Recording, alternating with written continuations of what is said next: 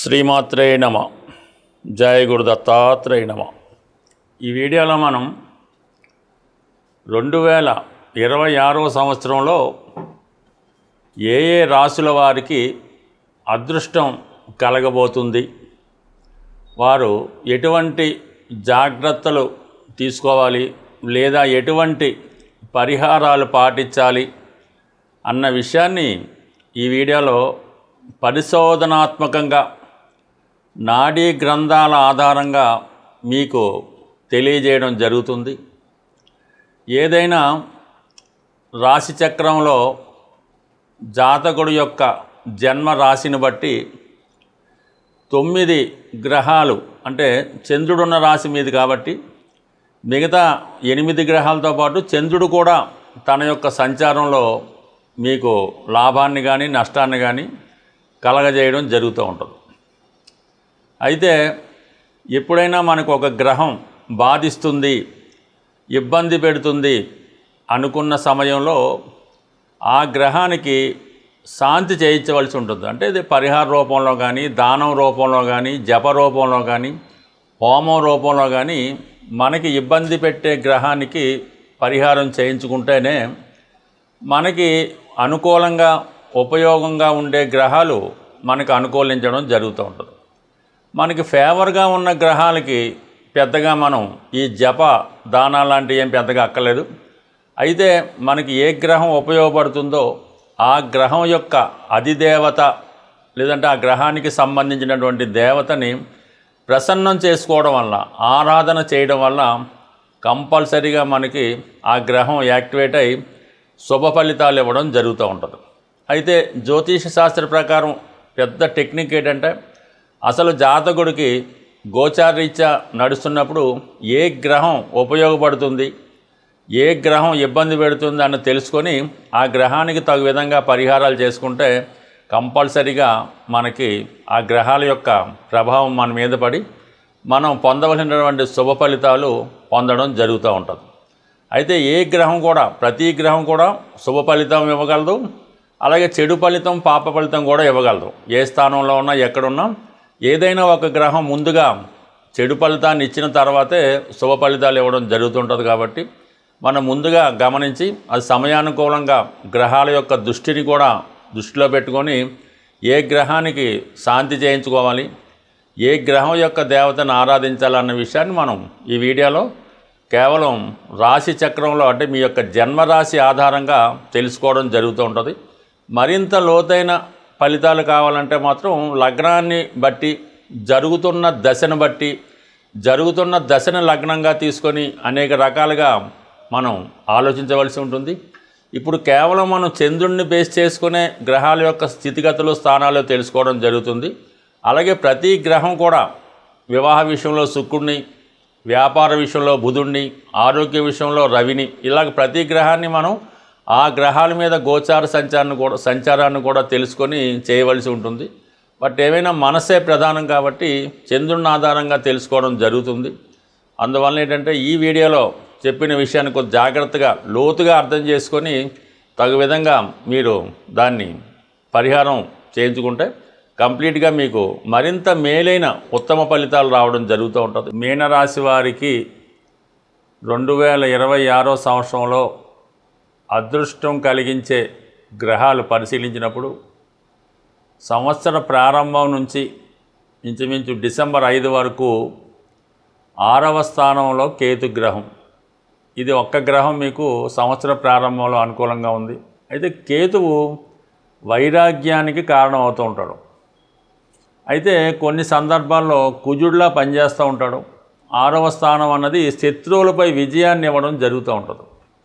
అంటే శత్రువులు అంటే మనకు అప్పు ఇచ్చినోడు, అలాగే మనకి విద్యా బుద్ధులు నేర్పిన తల్లిదండ్రులు, వీళ్ళైతే శత్రువులు అనుకోకూడదు. మీలో అంతర్గతంగా ఉన్నటువంటి శత్రువులు, ఈ అంతర్గత శత్రువులు ఏదైతే కోపం, అసూయ, ఈర్ష్య, ద్వేషం, ఇవన్నీ 6 రకాలు ప్రధానంగా ఉండడం జరుగుతూ ఉంటుంది. ఆ ఈర్ష్య, ద్వేషం, అసూయ అంతర్గత శత్రువుల నుంచి, అలాగే అంతర్గతంగా మీకు ఉన్నటువంటి చెడ్డ అలవాట్లు, అది కొంతవరకు ఇతరులని దూషించడం, అలాగే కొన్ని తినకోని పదార్థాలు తినటం, తాగకూడనివి తాగడం, వెళ్ళకూడని చోటుకి వెళ్ళడం, చెయ్యని వారితో స్నేహం చేయడం, అంటే ఇటువంటి వాటి నుంచి బయటపడడానికి ఈ కేతువు కారణం అవుతూ ఉంటాడు. అంతేగాని కోర్టు కేసుల నుంచో రుణాల నుంచో బయటపడడం అన్నది కేతువు పని అయితే కాదు. ఇవన్నీ మీరు మీలో ఉన్నటువంటి అంతర్గత శత్రువులను పోగొట్టుకుంటే ఆటోమేటిక్గా మిగతా గ్రహాలన్నీ కూడా మీకు శక్తినిచ్చి మీకు మోక్షాన్ని ప్రసాదించే అవకాశం ఉంటుంది. కాబట్టి వాటి నుంచి బయటపడే ప్రయత్నం చేయండి. ఎందుకంటే ఇది తప్పనిసరి. మిగతా గ్రహాలు అనుకూలించాలంటే మీరు వీటిని బయట పెట్టవలసి ఉంటుంది. అందుకని కేతువు మీకు అనుకూలిస్తాడంటే మీరు ప్రయత్నం చేస్తే ఖచ్చితంగా మీరు దాని నుంచి బయటపడతారు. ఒక స్వామయ్యప్ప మాల వేసుకున్నాం, లేదా ఒక శివమాల వేసుకున్నాం, ఒక హనుమాన్ మాల వేసుకోండి. ఆటోమేటిక్గా అది కంట్రోల్ చేసుకుంటారు. ఈ వ్యసనాల నుంచి బలహీనతల నుంచి బయటపడతారు. అటు ఆటోమేటిక్గా రాశి ఉన్నటువంటి శని భగవానుడు జన్మశని, ప్రతిదీ తర్వాత చేద్దాం, బద్దకించడం, రేపు చేద్దాం, తర్వాత చేద్దాం, ఈవెన్ ఫుడ్ కూడా తర్వాత చేద్దాం, ఈ విధంగా బద్ధకాన్ని పెంచుతూ ఉంటాడు. శరీరం మీద బరువు పెరుగుతూ ఉంటుంది. మంచి ఆలోచనలు రావు. అందరూ అసహించుకొని తిడుతూ ఉంటారు, అయినా మనం ఏం పట్టించుకోం. ఈ విధంగా శని జన్మశని ప్రభావం ఉంది. కాబట్టి ముందు మీరు వీటిని నుంచి బయటపడాలంటే వేకువజామున అంటే మరీ బ్రహ్మముహూర్తంలో లేగక్కర్లేదు. సూర్యోదయం లోపు లేగడం, సూర్యోదయం అవ్వకుండానే స్నానం చేసి సూర్య నమస్కారం చేసుకోవడం, ఒక అరగంట వాకింగ్ చేయడం, ఆహారపు అలవాట్లు కంప్లీట్గా శాకాహార భోజనం, అలాగే కొన్ని నియమంగా ఉండడం వల్ల ఆటోమేటిక్గా శని యాక్టివేట్ అవుతాడు. అప్పుడు కేతువు కూడా యాక్టివేట్ అయ్యి మిమ్మల్ని ముందు మీ యొక్క బలహీనతల నుంచి బయటపడతాడు. అది ఏదన్నా అవ్వచ్చు. దాని తర్వాత రాహు 12లో ఉండడం. ఈ రాహును కూడా మీరు ప్రసన్నం చేసుకోవాలంటే ముందు అమ్మవారిని ప్రసన్నం చేసుకోవలసి ఉంటుంది. అమ్మవారిని ప్రసన్నం చేసుకోవాలంటే కొన్ని దుష్టశక్తులు మీ చుట్టూ ఉంటాయన్నమాట. వాటిని ముందు దూరం పెట్టి ఆ ఫ్రెండ్స్ రూపంలో ఉన్నటువంటి దుష్టశక్తుల్ని బయటపెట్టేసి మీరు అమ్మవారిని ఏదైనా శక్తి క్షేత్రంలో చండీ హోమం చేయించుకొని ఏదైనా ఒక అమ్మవారి యొక్క తాయితో లాకెట్టో రుద్రాక్షో ఏదోటి ఆమెకి గుర్తుగా పెట్టుకోవడం వల్ల మీకు నిరంతరం హెచ్చరిస్తూ ఉంటుంది. అందువలన ఈ సమయంలో మీరు ఒక శక్తి స్వరూపమైనటువంటి చండీమాతని ఆరాధించు అగ్నికార్యం చేపడుతూ ప్రతినిత్యం నియమంగా ఉండడం వల్ల ఇవన్నీ మీ దగ్గరికి రానమాట. దగ్గర రానే భయపడుతుంటారు. అది ఆటోమేటిక్గా సెట్ అవుతుంది. అయితే గురువు 4వ స్థానంలో కూడా అంత మంచి ఫలితాన్ని ఇవ్వడం. అయితే మనకి జూన్ 1 నుంచి అక్టోబర్ 30 మధ్యలో 5వ స్థానంలో ఉచ్చస్థానంలోకి రావడం వల్ల మరటు ఉద్యోగపరంగా అనుకూలత ఏర్పడుతుంది. వ్యక్తిగతంగా మిమ్మల్ని మీరు సంస్కరించుకుంటారు. మీలో ఊహించని మార్పు రావడం జరుగుతూ ఉంటుంది. ఇప్పుడు జూన్ 1 నుంచి అక్టోబర్ 30 మధ్యలో. అందుకని నిరంతరం మీరు గురువు యొక్క ఆరాధన, దత్తాత్రేయుని పూజించుకోవడం, ఏదైనా ఒక దత్తక్షేత్రాన్ని దర్శించడం, గురువు యొక్క పాదుకల్ని మీరు నిరంతరం సేవించడం వల్ల గురు పాదుకలు అంటే మనకి ఈ దత్తక్షేత్రాల్లో అమ్ముతూ ఉంటారు. వాటిని తీసుకొని ఒకసారి స్వామివారికి స్పర్శ తగిలించి అవి మీ దగ్గర మీ టేబుల్ మీదో మీ దగ్గర నిరంతరం ఉంచుకొని ఏదైనా పని ప్రారంభించే ముందు ఆ దత్త పాదుకల్ని సేవించి ముందుకెళ్ళడం వల్ల కంప్లీట్గా మీ జీవితంలో మార్పు రావడం జరుగుతుంది. అయితే చాలా విషయాల్లో మీరు స్ట్రిక్ట్గా ఉండవలసి ఉంటుందన్నమాట. ముందు కొన్ని తాగకూడనివి తాగడం, అలాగే కొన్ని అంటే ఇవన్నీ పదే మీకు చెప్పడం కన్నా అవి మీకు తెలుసు. ఎందుకంటే మీనరాశి వారికి ప్రతి విషయం తెలుస్తుంది, ధర్మంగా వ్యవహరిస్తారు. ప్రస్తుతం ఉన్నటువంటి గ్రహస్థితి మిమ్మల్ని కొద్దిగా ఇబ్బంది పెడుతుంది. దాని నుంచి బయటపడితే తిరిగి మళ్ళీ మీ జీవితంలో చక్కగా ఇంప్రూవ్మెంట్ అన్నది ఈ సంవత్సరం రావడం జరుగుతుంది. ఎందుకంటే గురువు మళ్ళా 12 సంవత్సరాల తర్వాత ఉచ్చస్థానంలోకి రాబోతున్నాడు. మీ జీవితంలో గొప్ప మార్పు అన్నది రావడం జరుగుతుంది. అది మీ యొక్క ఏజ్ని బట్టి ఉంటుంది. నాడీ శాస్త్ర ప్రకారం ప్రతి 12 సంవత్సరాలకి ఒక దశ మారుతూ ఉంటుంది. మీరు ఏ దశలో ఉన్నారో ఆ ఫలితం ఉత్తమంగా ఈ సమయంలో రావడం జరుగుతుంది. అది సంతానమా, వివాహమా, ఉద్యోగం అన్నది మీ స్థితిని బట్టి ఆధారపడి ఉంటుంది. గ్రహాల యొక్క అనుగ్రహం, ఆగ్రహం ఏదైనా సరే ప్రతి జాతకుడి మీద ఉండడం జరుగుతూ ఉంటుంది. అయితే గ్రహాల్ని ప్రసన్నం చేసుకునే ప్రయత్నంలో ప్రతి ఒక్కరూ విధి విధానంగా వారి యొక్క ఆచారాన్ని బట్టి కంప్లీట్గా సూర్య నమస్కారం ఒకటి ప్రతిరోజు రెగ్యులర్గా చేసుకోవాల్సి ఉంటుంది. ఎవరైనా సరే ఏదో మంచం మీద ఉండి లేవలేని పరిస్థితుల్లో ఉన్నవాళ్ళు ఎవరైనా ఉంటే వాళ్ళు ఎగ్జామ్షన్ తప్ప ఓపిక ఉన్న ప్రతి వాళ్ళు కూడా ఈ సూర్య నమస్కారం అన్నది చేసుకోవడం వల్ల చాలా సమస్యల నుంచి బయటపడడం జరుగుతూ ఉంటుంది. దాని తర్వాత గోసేవ అన్నది చాలా ఇంపార్టెంట్.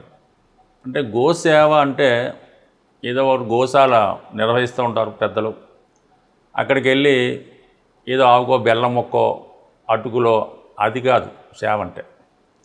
శుభ్రంగా అక్కడ ఉన్నటువంటి పరిసరాలు మన ఇల్లు ఎలాగైతే శుభ్రం చేసుకుంటామో గోవు యొక్క ఆ పరిసరాలు అన్నీ శుభ్రంగా నీట్గా పెట్టి గోవుకి ఏదన్నా చల్లని గాలి తగిలేలాగో ఈ దోమలు ఈగల నుంచి బాధపడకుండా వెరీ నీట్గా మనం ఎలాగైతే ఉంటామో ఆ గోవుకు కూడా అటువంటి సదుపాయం పెట్టిన తర్వాత దాని తర్వాత ఆవుకి ఇవ్వాల్సినటువంటి ఆహారం ఏమన్నా అది పరిశుద్ధమైనది అంటే ఏదైనా మిగిలిపోయిందో ఇంకోటో అలా కాకుండా శ్రద్ధగా మన పెద్దలకి పూర్వీకులకి దేవునికి ఏ విధంగా నైవేద్యం తయారు చేస్తామో ఆ విధంగా తయారు చేసి ఇది నానబెట్టాం మొలకలు ఏదన్నా సరే దాంట్లో ప్యూరిటీగా మీ అమ్మగారికి ఏ విధంగా పెడతారో ఆ విధంగా ఆ గోవుకి ఆహారం కూడా శుభ్రమైన ఒక ఇస్తిరాకులో చక్కగా పెట్టి ఆ ఆవు తింటున్నప్పుడు మరి ఒక 3 ప్రదర్శనలు చేసి నమస్కారం పెట్టుకోవడం వల్ల కంప్లీట్గా ఆ గోవు యొక్క అనుగ్రహాన్ని పొందడం జరుగుతూ ఉంటుంది. సో ఈ విధంగా చేసుకుంటూ కంప్లీట్గా ఈ 2 చేసుకుంటే చాలు, మిగతా అన్ని సకల దేవతల్ని పొందే అనురాగం వస్తుంది.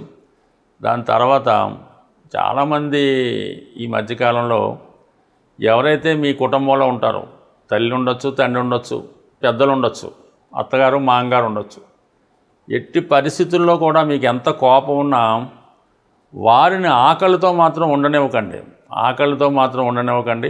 4 పూట్ల వారికి కనీసం ఈ బిస్కెట్లో ఏ ఆహారమో ఏదో పెట్టాలి తప్ప ఒకరి మీద ఒకరికి కోపం చూపిస్తూ ఎక్కువగా ఈ మధ్యకాలంలో అత్తమామల్ని ద్వేషించడం, సరైనటువంటి ఆహారం పెట్టకపోవడం, అలాగే మీ పిల్లలకి వాళ్ళ మీద ద్వేషం పెంచే విధంగా మాటలు చెప్పడం, ఇవి మీ కుటుంబం యొక్క పతనానికి కారణమవుతుంటుంది. ఫ్యూచర్లో మీ పిల్లలు ఎందుకు పనికిరాని వాళ్ళుగా తయారవడానికి రావడం జరుగుతూ ఉంటుంది.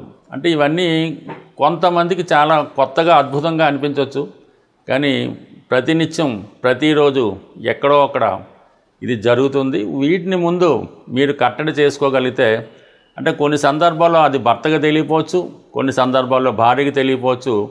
ఈ విధంగా మీ ఇంట్లో ఉన్నటువంటి మీ దేవతల్ని మీరు అశ్రద్ధ చేసినప్పుడు మీకు ఏ విధంగా అది ఐశ్వర్యం కలుగుతుంది, అదృష్టం కలుగుతుంది.